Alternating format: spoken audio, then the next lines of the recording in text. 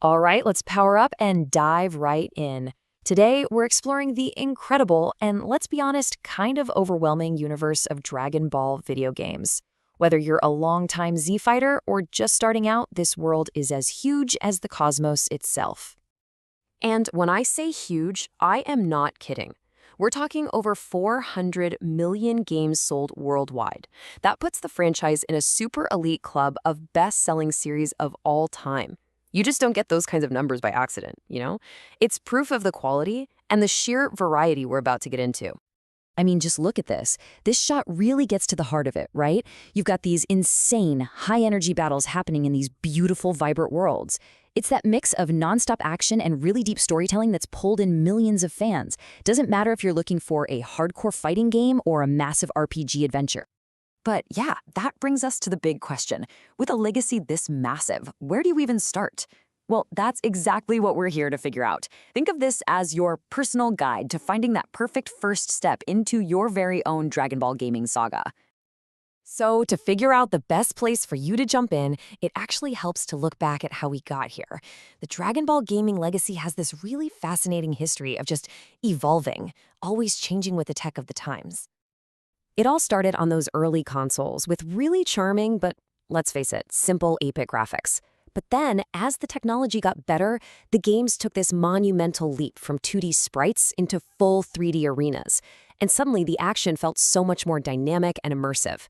That whole evolution is what gave us modern masterpieces, like the visually stunning Fighter Z, which literally looks like the anime came to life, and the huge RPG Kakarot, where you get to live out the entire saga. Okay, with that little history lesson in mind, it's time to make this personal. The single most important step in finding the right game is figuring out your own playstyle. So let's find out what kind of fighter you are. So I want you to really think about this for a second. When you pick up a controller, what are you looking for? Are you craving that fast-paced, competitive head-to-head action? Or do you want to get lost in a story and just explore a massive world? Your options pretty much fall into 3 main buckets. If you're all about that skill-based competition, then fighting games are gonna be your arena. Titles like Fighter Z are built on these deep 3-on-3 tag team mechanics that are all about strategy. Now, if your goal is to just immerse yourself in the story, the RPG route with a game like Kakarot is absolutely perfect.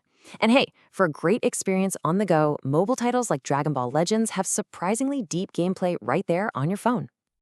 Okay, now that you have a style in mind, it's time to pick your first mission. Based on those categories, we've pinpointed the absolute best starting points to make sure your first experience is totally epic. So here's the game plan, super simple. If you're a pure fighter, your home is Dragon Ball FighterZ. If you just want to live the anime, Kakarot is an absolute must-play. For anyone who's ever dreamed of creating their own warrior and messing with history, Xenoverse 2 is your destiny. And for the warrior on the move, Dragon Ball Legends puts epic battles right in the palm of your hand. Okay, you've picked your game, you're ready to start your journey. But how do you go from just mashing buttons to becoming a true Z fighter?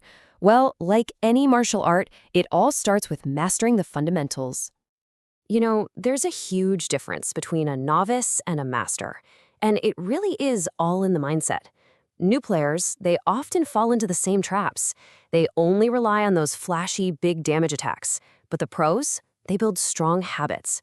They focus on the basics like defense. They manage their ki meter for their special moves. And they play with a patient, strategic offense.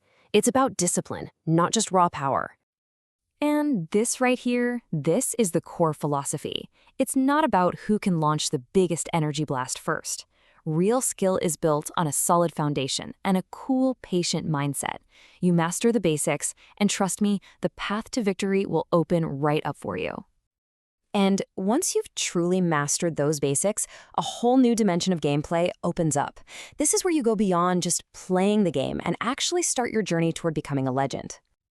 That journey is a pretty clear progression. You start with the basics, then you move to mastering advanced combos and those tricky character-specific moves. From there, you start thinking strategically about your team, how characters work together. All of that training gets you ready for the ultimate test, climbing the online competitive ladder to prove you're one of the best out there. And that competition, man, it is everywhere.